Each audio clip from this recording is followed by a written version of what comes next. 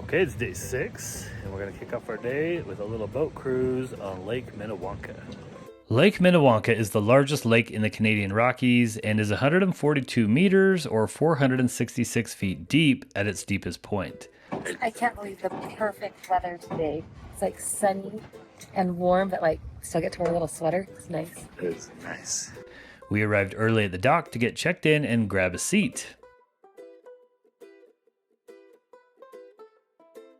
Maybe we got here too early.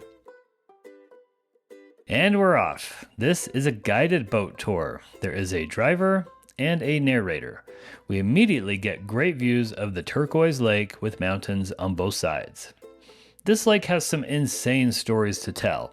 The name Lake Minnewanka means Lake of the Spirits in the Stoney Nakoda language. Amazingly, artifacts dating back to over 10,000 years old have been found around the lake, making this one of the oldest human sites in North America.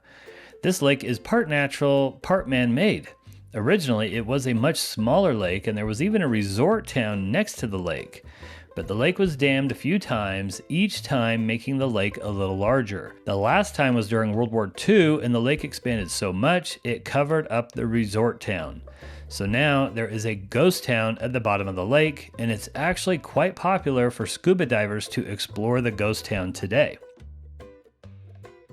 There used to be a rumor that in the 1920s, a gentleman drove his car onto the frozen lake in the winter to take some photos. While he was out of his vehicle taking pictures, it fell through the ice into the lake. That rumor is no longer a rumor because it was confirmed in 2025 when some scuba divers found his vehicle at the bottom of the lake.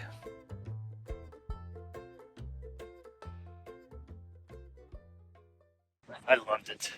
I thought that was a really nice cruise. What do you think about that? Oh, it was wonderful. Minna means snowy waters, and Wanka means spirited, and they say these are spirited waters because this lake is actually not very protected from the mountains. It runs east to west, so the mountain ranges don't protect it.